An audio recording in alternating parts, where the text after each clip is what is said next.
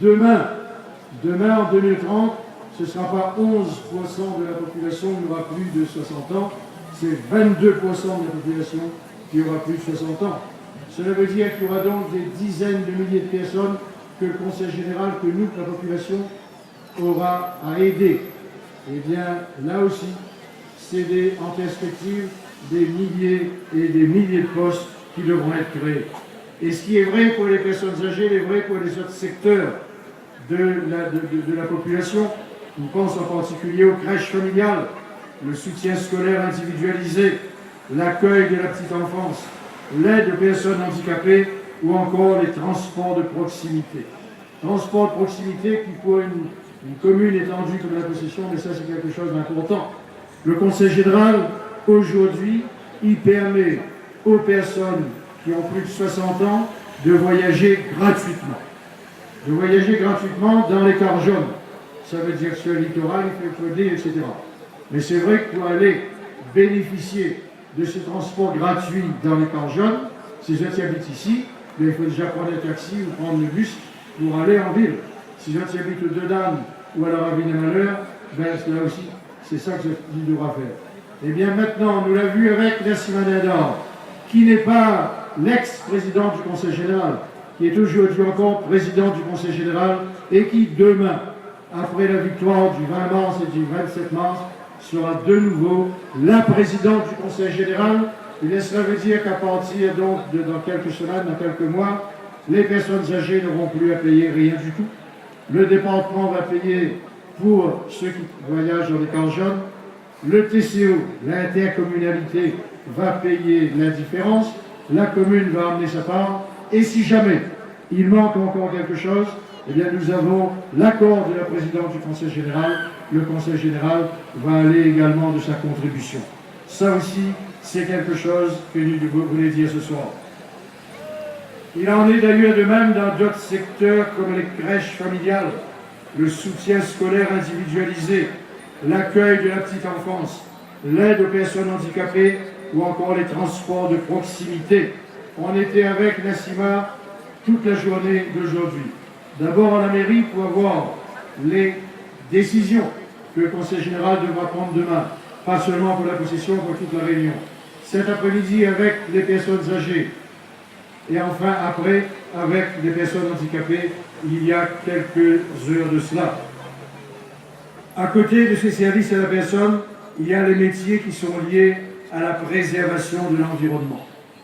Et ces métiers-là constituent l'autre grand volet de l'économie alternative, avec là aussi de nombreuses perspectives d'embauche, notamment dans le nettoyage des ravines, dans l'entretien des ravines, dans la réhabilitation des sites touristiques, des sites culturels, des lieux de mémoire, dans la lutte contre les pestes végétales, dans la prévention des incendies de forêt.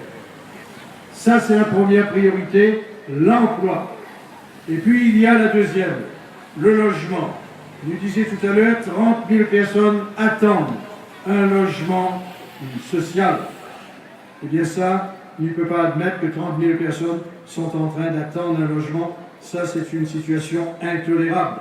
Et dans ce domaine, le Conseil général doit exiger de l'État une programmation pluriannuelle de l'argent que l'État y aurait ici, de la LBU, parce que le logement, ça, c'est pas le Conseil général, c'est pas le Conseil régional, c'est pas les mairies. Ça, c'est l'État qui est responsable du logement.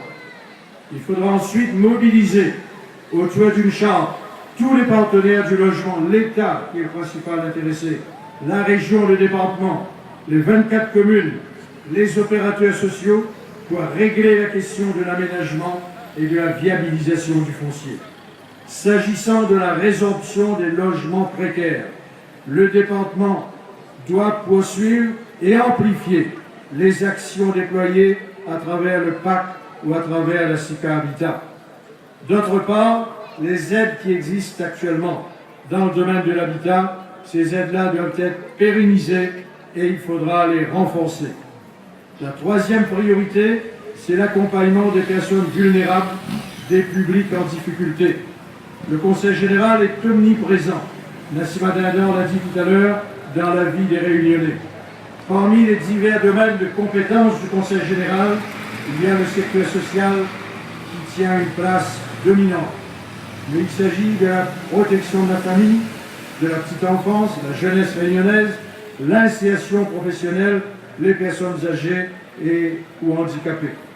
Le dispositif que nous avons mis en place avec la Cimadindar durant la mandature écoulée est à la hauteur de la problématique, mais nous devons informer davantage la population sur ces mesures en discutant cet après-midi avec les personnes âgées par exemple, avec les handicapés. Eh bien, nous nous sommes rendus compte qu'il y a des personnes qui ne savent pas que des aides existent. Eh bien, il faudra remédier à cette situation-là. Parmi tout ce qui a été créé, Jacques Siou a parlé tout à l'heure du chèque santé, de la carte de libre circulation, de l'APA, l'allocation personnalisée d'autonomie, l'accueil social avec le numéro 115. Et il est bien certain que pour aider les personnes en difficulté, nous devons faire en sorte que la population concernée s'approprie ces mesures. Au-delà de ces priorités que constituent l'emploi, le logement, le champ social et sanitaire, le département est aussi compétent dans d'autres domaines qui contribuent au développement durable de la Réunion, comme l'agriculture. On va passer très rapidement, puisque ici il n'y a pas d'agriculture à Saint-Laurent, mais il faut savoir que dans ce domaine-là, il faut conforter le pivot de notre agriculture, la filière canne à sucre, qui est une filière menacée actuellement. Et il faudra progresser vers la diversification de l'agriculture, et ce qui est vrai pour l'agriculture est vrai également pour l'élevage.